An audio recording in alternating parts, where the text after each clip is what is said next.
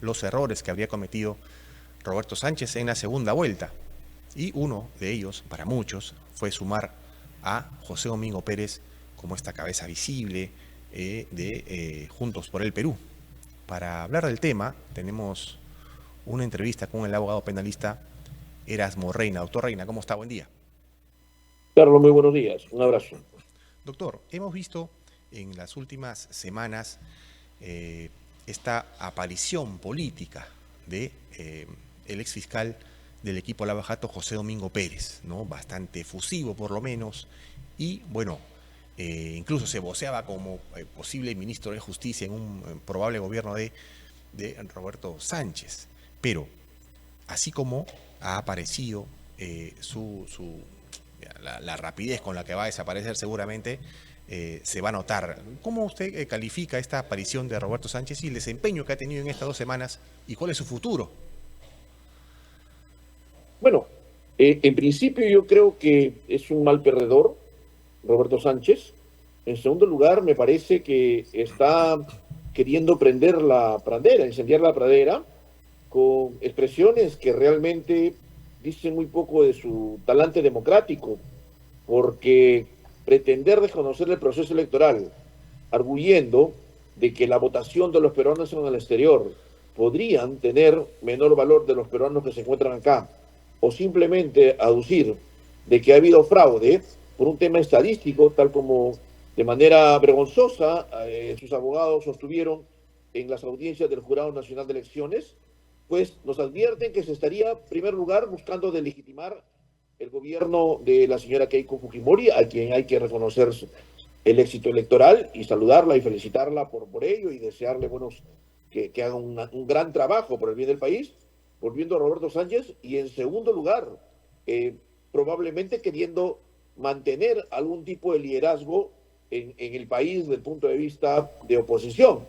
Pero creo que yo ni uno ni lo otro le va a surtir efecto. En algunas semanas o meses, probablemente la inmensa mayoría de peruanos habrán olvidado ya quién era Roberto Sánchez y habrá quedado como una anécdota en el proceso electoral de este año.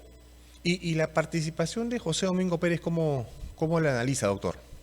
Bueno, hay que agradecer a los peruanos y a Dios finalmente que no haya llegado ni Roberto Sánchez, hubiéramos tenido un gobierno de los que ya no pueden existir en ningún lugar del mundo, gobiernos comunistas o procomunistas, pero además agradecer a Dios de no permitir que un sujeto con serios cuestionamientos, no solamente en el ámbito de la función propiamente dicha, sino además en cuestionamiento desde el punto de vista de su comportamiento.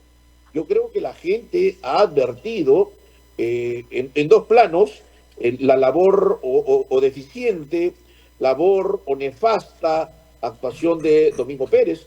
Por un lado, desde el punto de vista de la función, un absoluto fracaso, ¿no es cierto?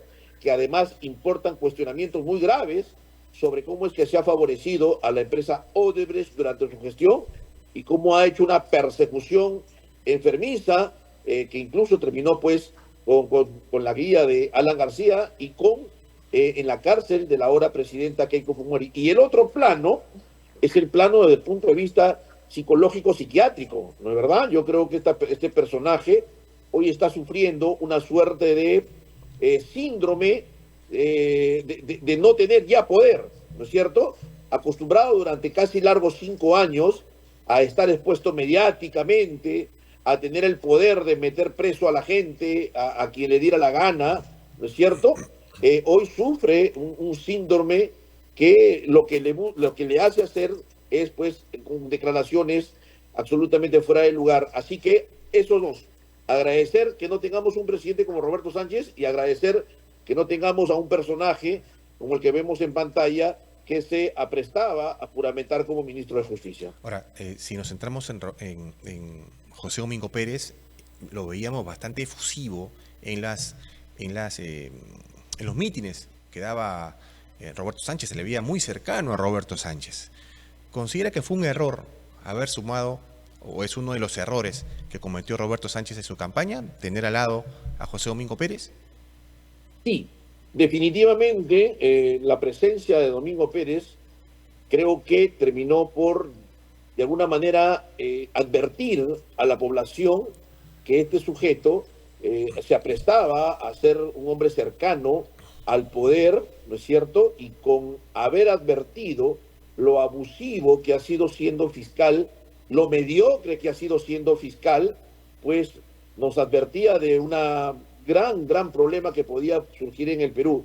Yo creo que contrario a lo que él señala, probablemente se esté mirando en el espejo, sostener ahora de que va a haber una persecución contra él, en realidad probablemente a lo que él se aprestaba, siendo ministro de Justicia de un gobierno de Roberto Sánchez, era convertir el Ministerio de Justicia y a sus procuradores y a sus defensores públicos en perseguir pues a los adversarios políticos, ¿no? Pero lo importante, Carlos, es que esta presencia de Domingo Pérez en el entorno de Roberto Sánchez y llamando con todo entusiasmo, con todo fervor y hasta ciertamente con sus características histriónicas, Pedro Castillo presidente, Pedro Castillo saldrás, etcétera, nos advierte pues de su pensamiento de carácter político y que no fue más pues que un operador político metido en el Ministerio Público, ¿no?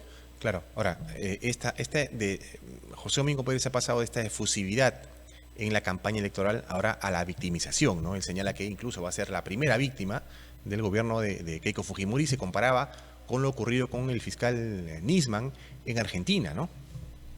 Bueno, como decía yo hace un momento, está sufriendo un síndrome, ¿no? Él quiere seguir pues siendo la atracción de diversos medios, él quiere seguir siendo la atracción, ¿no es cierto?, desde el punto de vista político, jurídico, e inventa pues esta suerte de expresiones que no tienen ningún sentido. Yo creo que para el Perú debe quedar claro que hay grandes problemas que se presentan para el gobierno de la señora Keiko Fujimori, ¿no? En principio el tema de seguridad ciudadana, el fenómeno del niño, lograr que el país de alguna manera se encuentre, ¿no es cierto? Estamos divididos en dos a partir de la elección de la segunda vuelta. Yo creo que hay grandes, digamos, retos para el gobierno de Keiko Fujimori que andar pues pensando en situaciones absolutamente nimias. Yo creo que finalmente, para pena de él, por su carácter histriónico y buscar ser siempre el centro de la noticia, para pena del señor Domingo Pérez, pasará en algunas semanas o meses al olvido sin que ello signifique que no pueda pues responder ante la justicia por algunos hechos que ha ido cometiendo a lo largo del ejercicio de su función. Pero eso será trabajo de los abogados, de la fiscalía a la cual él perteneció y del Poder Judicial, no de quien personifica la nación y la jefe del Estado, pues, que en algunas semanas tendrá que juramentar la señora Keiko Fujimori. Claro, ahora, doctor, en estos últimos días y semanas se ha hablado mucho de esta posibilidad de indultos, ¿no? El tema del indulto se ha puesto en el tapete y se hablaba mucho de un indulto a Pedro Castillo, se hablaba mucho de darle el permiso de salida a México a Betsy Chávez, se hablaba también de un indulto a Alejandro Toledo por un tema de salud, se señala que está bastante mal de salud en el penal de Barbadillo. Este tema de los indultos, digamos, ¿se pone en el tapete también de una forma de presionar políticamente a las nuevas autoridades? Evidentemente. ¿O a las que están de salida? A ver, sí creo que había todo un plan que estaba en camino para que el gobierno del señor Balcázar diera libertad a través de un indulto a Pedro Castillo. Creo que eso prácticamente ya ha fracasado. No obstante, estemos muy atentos a lo que pudiera pasar en estos últimos días. Pero yo creo que es absolutamente legal y constitucionalmente hablando que se le pueda dar un indulto a Pedro Castillo por no reunir un requisito fundamental, el tema de la sentencia firme. Es decir, él todavía tiene en apelación lo resuelto en primera instancia, la condena que se le impuso, así que no se presenta el principal presupuesto. Así que por ahí no, salvo que Balcázar quiera infringir la norma constitucional y legal, yo creo que sería imposible. Es un imposible jurídico hoy por hoy.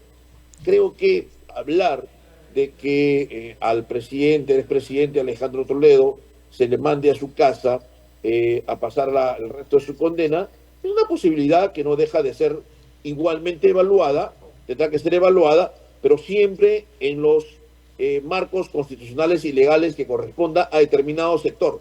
Eso no va a depender, ojo, de la presidenta Keiko Fujimori, sino básicamente de las autoridades judiciales y penitenciarias, ¿no? De tal manera que esto no deja más allá de ser, cuando se pone o viene de actores políticos, parte del ejercicio o de presión, ¿no es cierto? O parte del ejercicio de libertad de expresión de que alguna persona quiere opinar sobre que se le pueda dar indulto el otro beneficio a Alejandro Toledo. Exhortar, creo que la señora Keiko Fujimori debe tener muy claro, hay un entorno jurídico muy importante en torno a ella, valga la redundancia, que seguramente sabrán aconsejarla muy bien qué se puede y qué no se puede hacer. Claro, ahora doctor, se entiende que en estos días ya Keiko Fujimori debería estar juntando estas figuritas para completar el álbum del gabinete, ¿no? Y una de las carteras, que es una de las más sensibles sin duda, es la de justicia. ¿Cuál debería ser el perfil del nuevo ministro de Justicia del gobierno de Keiko Fujimori? No puedo no puedo opinar sobre el ministro de Justicia si antes no opino por quién debería ser el presidente del Consejo de Ministros. Yo creo que Keiko Fujimori tiene, digamos, en las próximas semanas y meses, buscar una suerte de unión de los peruanos. Es importante que vaya ahí un actor político, ¿no es cierto?, que colabore con ella en esta suerte de tender puentes a diversos sectores políticos del país. En esa línea, el ministro de Justicia igualmente tiene que ser un jurista, pero además con perfil político, porque van a haber una serie de temas que van a estar vinculados ciertamente, considerado él como el asesor, el ministro de Justicia, asesor legal, asesor de primera mano legal de la presidenta de la República, señalado la ley orgánica del Poder Ejecutivo, que tiene que tener no solamente opinión desde el punto de vista de los decretos de urgencia que seguramente van a existir, pedido de denegación de facultades que seguramente van a existir, expedición de normas de carácter de menor jerarquía que la ley, que van a existir, que deben posibilitar un buen inicio del gobierno de la señora Fujimori, sino que además vamos a enfrentar serios, creo yo, por la actitud de algunos extremistas, que inclusive ahora están en el Congreso, vamos a enfrentar unos momentos que seguramente va a requerir también de mucho apoyo de carácter político a la presidenta de la República desde el Poder Ejecutivo. Claro. Ahora, doctor, si nos centramos en el tema del Premier, se habla mucho de que el principal candidato para ser Premier es Luis Galarreta, ¿no? Digamos, desde su punto de vista, ¿es conveniente que el Premier sea tan pegado al fujimorismo para, digamos, conformar el primer gabinete Keiko Fujimori?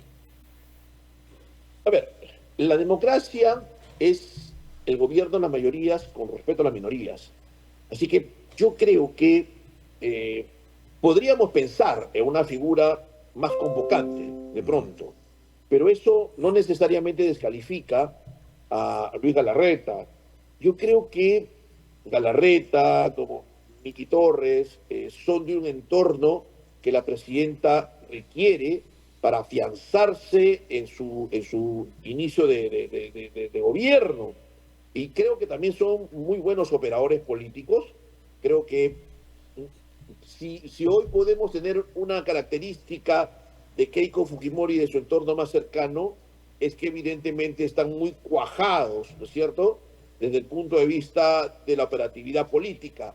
Y creo que es lo fundamental y esencial para el inicio del gobierno de Keiko Fujimori. Un gabinete político, ciertamente con sectores, con cuadros técnicos muy importantes, sobre todo en aquellas materias como para enfrentar ahorita, ¿no?, el fenómeno del Niño, un tema de seguridad ciudadana. Claro, doctor, la última.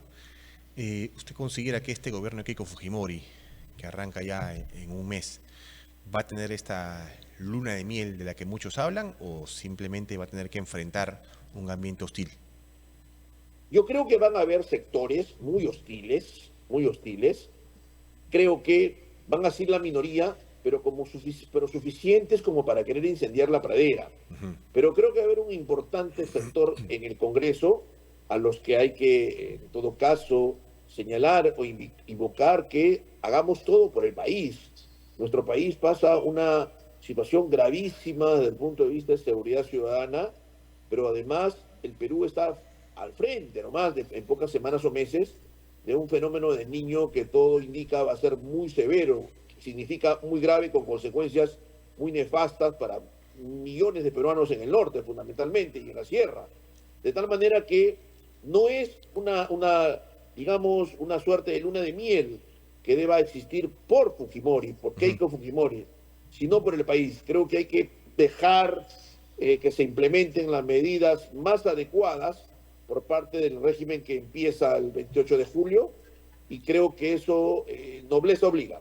Creo que el país obliga, la situación en la que nos encontramos obliga, y creo que los actores políticos con mayor responsabilidad van a tener que, de alguna manera, sumarse en esta suerte de inicio de una nueva etapa en nuestra república, para que el gobierno se afiance y pueda tener los primeros éxitos que todos aspiramos, Carlos. Bien, doctor, ha sido un gusto conversar con usted. Bueno, esperamos tenerlo en una próxima oportunidad aquí en La Noticia del Día. Que tenga buen día. Muchas gracias. Gracias. Buenos días. Bien, estuvo con nosotros el abogado penalista Erasmo Reina, quien advertía, ¿no?, que Roberto Sánchez ahora buscaría incendiar la pradera, y también hablaba sobre el futuro posible de José Domingo Pérez luego de esta aventura política que emprendió acompañando a Roberto Sánchez en esta segunda vuelta, ¿no? Algunos responsabilizan la presencia de José Domingo Pérez al lado de Roberto Sánchez para haber alcanzado esta derrota en las urnas.